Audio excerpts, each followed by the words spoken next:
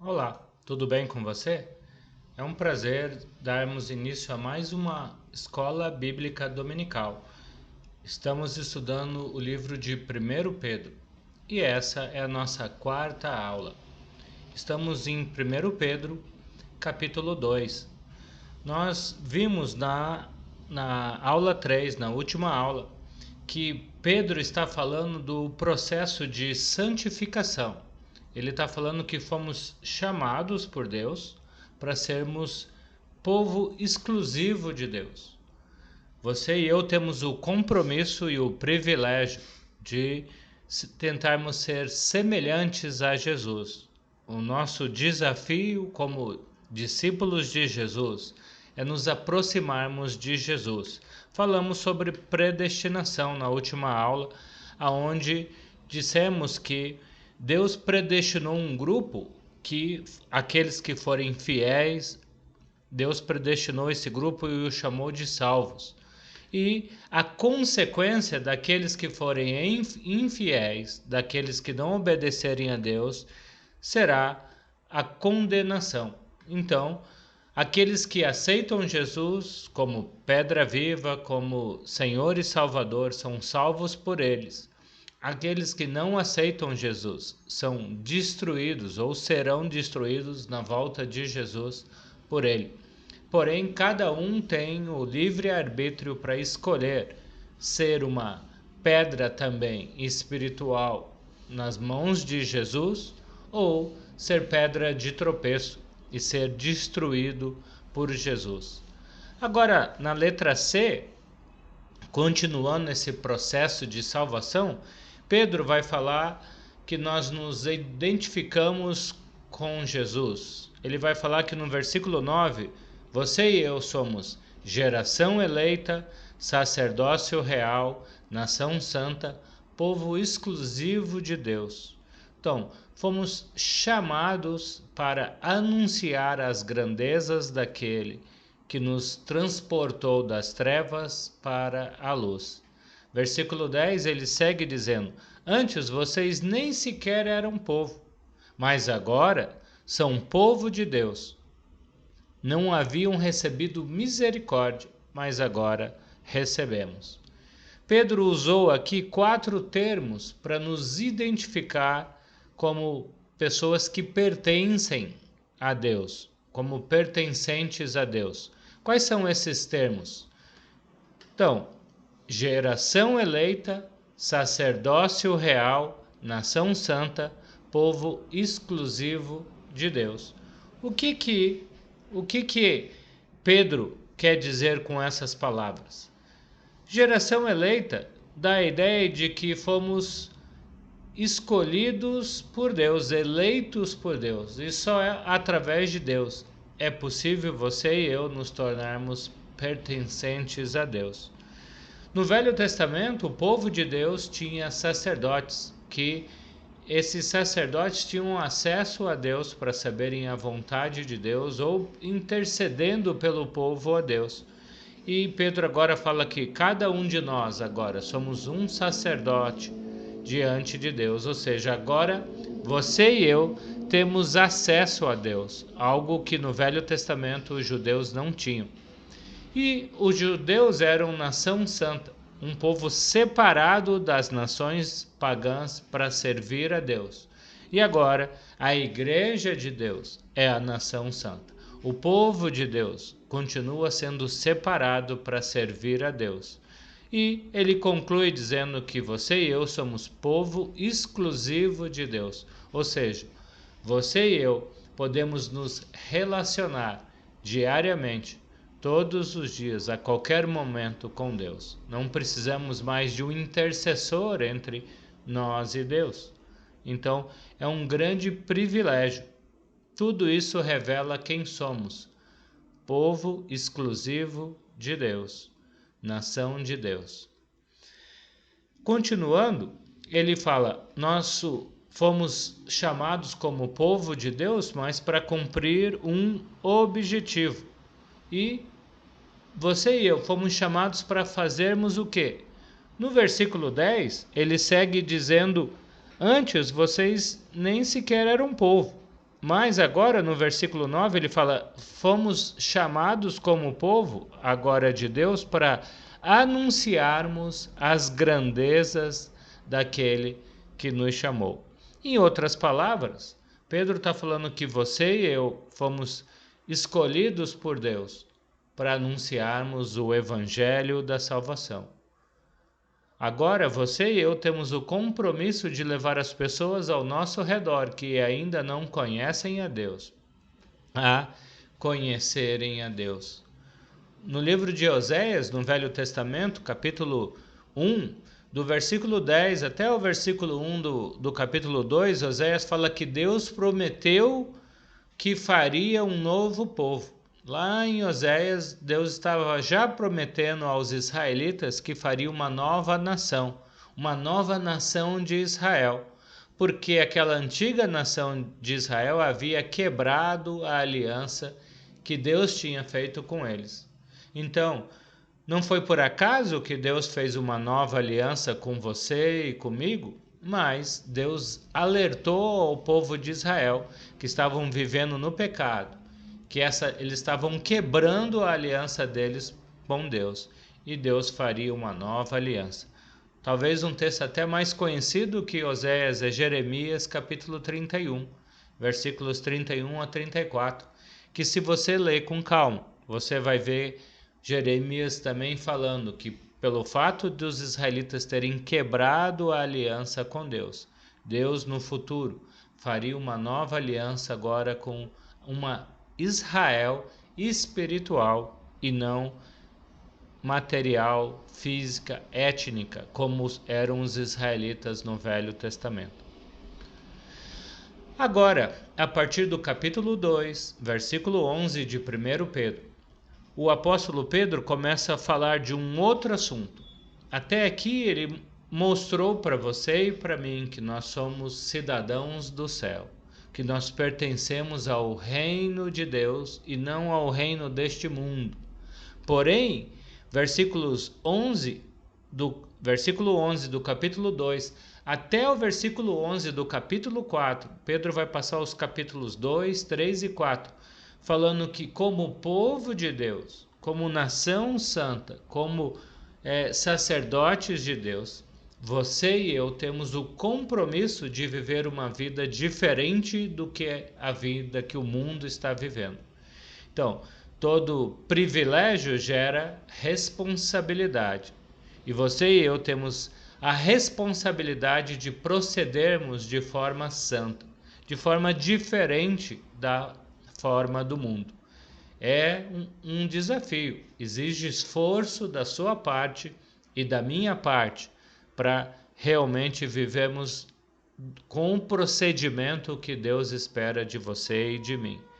Portanto, vamos analisar agora os capítulos 2, 3 e 4 de 1 Pedro e vemos quais são os procedimentos, quais são as atitudes que Deus espera de você e de mim no nosso dia a dia. Nós chamamos essa tabela de deveres. Vamos usar essa expressão que você está vendo aí, tabela de deveres, nos capítulos 2, 3 e 4. E uma palavra que vai estar muito presente em todo esse contexto é submissão. Nós vamos aprender nesse contexto que você e eu só conseguimos fazer a vontade de Deus se nós nos submetemos ao próprio Deus. Se nós nos submetemos às nossas próprias vontades, ou se nós queremos ver se as pessoas ao nosso redor merecem o nosso bom comportamento, vamos nos decepcionar, vamos frustrar a nós mesmos e a Deus. Porque a única maneira que vamos conseguir proceder da maneira correta, como Deus espera de você e de mim, é se nós nos submetemos à vontade de Deus. Então, olhando essa tabela de deveres, o primeiro procedimento que Pedro fala que o povo de Deus deve ter é na sua própria maneira de ser. Por exemplo, o versículo 11 ele fala: Amados, insisto em que como estrangeiros e peregrinos no mundo, vocês se abstenham dos desejos carnais que guerreiam contra a alma. Vivam entre os pagãos de maneira exemplar, para que, naquilo em que eles os acusam de praticarem o mal, observem as boas obras que vocês praticam e glorifiquem a Deus no dia da intervenção. Vamos analisar com calma esses 2 versículos aí. Primeiro, o Pedro fala como deve ser o procedimento, de forma geral, o procedimento do povo de Deus. Versículo 11, como não pertencemos a esse mundo, como pessoas que estão na contramão desse mundo, nós vamos agir de forma diferente do mundo. Como, surpreendentemente, para o mundo, nós temos que nos abstermos dos desejos carnais. E o que quer dizer abster de desejos carnais? A palavra grega para abster-se dá a ideia de estar distante, ficar separado, muito semelhante com a palavra santo, né? Santo não quer dizer nunca comete um erro, nunca comete uma falha, mas santo quer dizer separado. Então, como povo exclusivo de Deus, temos o desafio de vivermos separado dos desejos carnais. Desejos carnais aqui no versículo 11 é o mesmo que maus desejos no versículo 14. Então, você e eu somos desafiados a abandonarmos o pecado, a abandonarmos as coisas que guerreiam contra a nossa espiritualidade. Continuando pensando como deve ser o procedimento do povo de Deus, no versículo 12 ele fala que devemos ser exemplo para os que não seguem a Deus. O mundo está carente de bons exemplos. O mundo está carente de pessoas que fazem a coisa certa. Não só pregam, mas vivem a coisa certa. E Pedro, no versículo 12, fala que nós devemos viver de maneira correta pensando no dia da intervenção. Ou se você está lendo na Almeida Revista e Atualizada, Revista e Corrigida, Almeida usa a expressão no dia da visitação. Do que Pedro está falando aqui? Pedro está dizendo que nós devemos ser bons exemplos para aqueles que não conhecem a Deus, pensando em 2 situações. Primeiro, um dia Jesus vai voltar e vai trazer o juízo final. Então, nesse juízo final, aquelas pessoas que falarem, não, eu não vivi de maneira correta, eu fiz a coisa errada, mas é impossível fazer a coisa certa, Jesus vai falar, não, olhe para o meu povo, eles fizeram a coisa certa. Mesmo com dificuldade, mesmo com muito esforço, mesmo com falhas, é possível obedecer a Deus. É possível ser um bom exemplo no meio de um mundo pagão. E outra ideia que esse texto do versículo 12 também dá é como uma oportunidade de conversão. A Bíblia fala que quando o cristão, vivendo num mundo totalmente desviado da vontade de Deus, totalmente alheio à vontade de Deus, começa a dar um bom exemplo, começa a fazer a coisa certa, nós nos tornamos uma espécie de juiz para aqueles que estão fazendo a coisa errada. Eles começam a ver que é possível fazer a coisa certa. Mateus, capítulo 5, versículo 16, Jesus fala para você e para mim, assim brilhe a luz de vocês diante dos homens, para que vejam as suas boas obras e glorifiquem ao Pai de vocês que está nos céus. Mateus 5,16. Quando o povo de Deus dá o bom exemplo, quando o povo de Deus vive aquilo que ensina, aquilo que prega, Deus é glorificado. Então, você e eu estamos sendo desafiados por Pedro a procedermos da maneira correta. Continuando, Pedro vai agora falar como deve ser o procedimento do povo de Deus, dos cristãos, diante das autoridades civis. Versículos 13 e 14 de 1 Pedro, capítulo 2. Por causa do Senhor, sujeitem-se às autoridades ou à autoridade constituída entre os homens, seja o rei como autoridade suprema, sejam aos governantes como por eles enviados para punir os que praticam o mal e honrar os que praticam o bem. O que a Bíblia está dizendo aqui? Que você e eu, discípulo de Jesus, temos que nos submeter às autoridades humanas. Por quê? Porque eles merecem? Porque eles fazem um bom governo? De novo, por causa da submissão a Deus. Porque isso agrada a Deus. Não porque as instituições estão isentas de falhas, não porque elas são exemplares, mas porque nós temos um compromisso com Deus de dar o bom exemplo. Por isso, devemos respeitar e nos submetermos às autoridades. Mas devemos entender que esse compromisso enquanto as autoridades não agridem as leis de Deus. Enquanto que os governos, as autoridades civis estão nos mandando fazer coisas que não estão na contramão da Bíblia. Por exemplo, em Atos, capítulo 4, versículo 17 a 20, nós temos um exemplo onde Pedro e João estão diante das autoridades judaicas.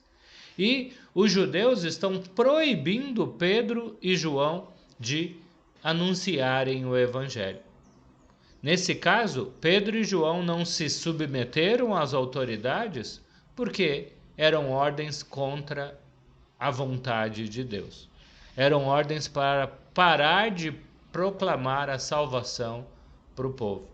Então, nosso compromisso como cristãos é submetermos às autoridades. E Pedro continua dizendo: a função dos governantes é punir o que está errado e honrar o que está certo. Se nós cristãos estamos fazendo o que é certo, então não temos como ser punidos. Porém, existem situações em que eles vão querer que façamos a coisa errada, como, por exemplo, não pregar o Evangelho ou não fazer o que a Bíblia diz. E aí, nosso compromisso é antes com Deus do que com os homens. No versículo 16, Pedro fala: vivam como pessoas livres, mas não usem a liberdade como desculpa para fazer o mal. Vivam como servos de Deus. O que Pedro quer dizer como vivam como pessoas livres? Somos livres? Livres do quê? Bom, desde o início, Pedro, nessa sua carta, está mostrando que nós não pertencemos a essa pátria material, a essa pátria física. Fomos libertos por Jesus para pertencermos a uma pátria celestial. Você e eu somos cidadãos dos céus e não deste mundo. Mas precisamos entender que vivemos nesse mundo. Nós temos compromissos para com esse mundo. Mesmo estando libertos desse mundo, Pedro fala que estamos libertos para fazer o que é correto. Estamos libertos para fazer a coisa certa e não libertos para pecar.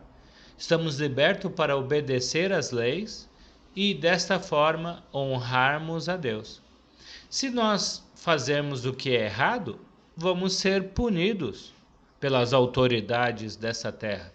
E, dessa forma, nos tornamos não só maus exemplos, como também desonramos a Deus. Por isso, como cidadãos dos céus, nós não temos o compromisso com este mundo físico. Porém, por amor a Deus, nós devemos ser o melhor exemplo de bons cidadãos. Como vamos conseguir ser bons exemplos para a sociedade? Como você e eu podemos ser um bom exemplo para a sociedade? No versículo 17, Pedro dá 3 ideias para isso. Ele fala: tratem a todos com o devido respeito. amem os irmãos, temam a Deus e honrem ao rei. Então, Pedro vai falar que vamos ser bons exemplos amando nossos irmãos, servindo nossos irmãos, temendo e obedecendo a Deus, servindo os irmãos porque amamos a Deus e queremos fazer a vontade dele, e respeitando as autoridades. Mais uma vez, respeitando as autoridades porque amamos a Deus. Se nós formos pensar, eu só vou fazer o certo para quem merece, nós nunca vamos conseguir fazer o certo, porque as pessoas ao nosso redor não merecem, porque muitas vezes as nossas autoridades civis são os primeiros a darem maus exemplos. Mas o compromisso que você e eu fizemos foi com Deus, e Deus espera de você e de mim que amemos os irmãos, que obedecemos a Deus e que respeitemos as autoridades civis, para a honra de Deus e para a glória de Deus.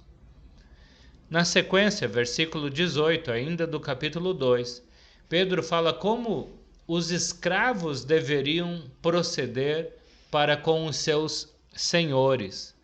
Versículo 18, ele diz: escravos, sujeitem-se aos seus senhores com todo o respeito. Mais uma vez, a palavra está falando de sujeição, de submissão. Mais uma vez, a Bíblia está pedindo para os escravos que era mais da metade da população do Império Romano. Mais da metade da população do Império Romano era composta por pessoas que viviam como escravos. Não escravos como aconteceu no período de escravatura no Brasil colonial, mas escravo no sentido de que as pessoas muitas vezes serviam, trabalhavam para os outros apenas pela moradia e pelo alimento. Mas Pedro, falando para os escravos, fala para eles se submeterem, se sujeitarem, respeitarem os seus senhores. A Bíblia concordava com a existência de escravos e senhores? Será que, olhando para esse texto, então, será que era da vontade de Deus que no mundo as pessoas fossem escravizadas por outros? Com certeza não. Quando a gente olha para o Velho Testamento, no livro de Levítico, capítulo 25, os judeus eles eram obrigados a cada 50 anos libertar todos os escravos que estavam na Palestina, para que isso não voltasse a acontecer. E com uma certa frequência, existiam alguns períodos em que os judeus também tinham responsabilidade de libertar os seus escravos. Também era proibido para um judeu fazer de outro judeu escravo. Então, nunca foi a ideia de Deus ter escravo. Isso foi algo criado pelo homem. Mas como esse mundo está na administração humana, física do homem, infelizmente por séculos, o homem viveu sobre o regime de escravatura. Mas no contexto de hoje, quando lemos esse texto falando do procedimento dos escravos para os senhores, é mais ou menos como falando do procedimento de empregados para com seus empregadores. O que o texto fala? Que devemos tratar os nossos empregadores, nossos chefes, nossos superiores com submissão e respeito. Mas se o chefe for mal, bom, o versículo 25, o versículo 18, Pedro completa dizendo: não apenas aos bons e amáveis, mas também aos maus. Não apenas aqueles chefes ou patrões que são bons e amáveis, mas aos que não são. Que desafio, que responsabilidade você e eu temos de procedimento no nosso dia a dia.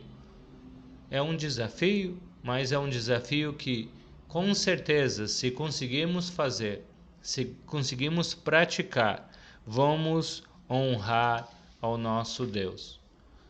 Qual é a motivação que nós cristãos temos para fazer isso? Qual é a motivação que nós cristãos temos para agirmos com submissão, com respeito, com mesmo patrões e empregadores ruins? Do versículo 19 ao 25, Pedro vai falar, porque agrada a Deus, porque isso agrada a Deus.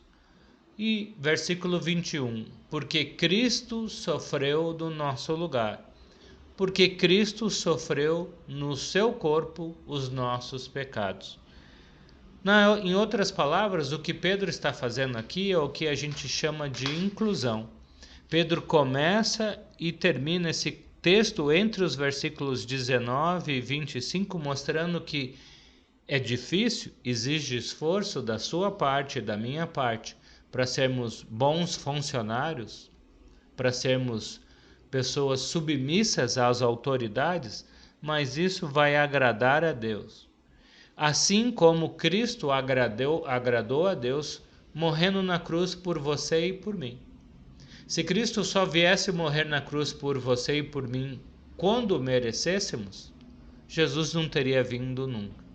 Mas o compromisso e o amor de Jesus para com Deus fez com que, para agradar a Deus, Cristo sofresse nos nossos lugares. Cristo morreu, se entregou para ser morto, para agradar a Deus, e com isso deu para você e para mim a chance de sermos salvos, perdoados por Deus. E que possamos, então, honrar e glorificar a Deus. Que possamos honrar e glorificar a Deus com nosso procedimento. Na próxima aula nós vamos continuar falando do procedimento cristão. Vamos falar como as esposas, os maridos devem tratar uns aos outros e uma série de outros procedimentos que o apóstolo Pedro vai transmitir para você e para mim. Obrigado pela sua companhia, pela sua presença. É um prazer muito grande estar estudando o livro de 1 Pedro com você. Até a próxima aula. Fiquem com Deus.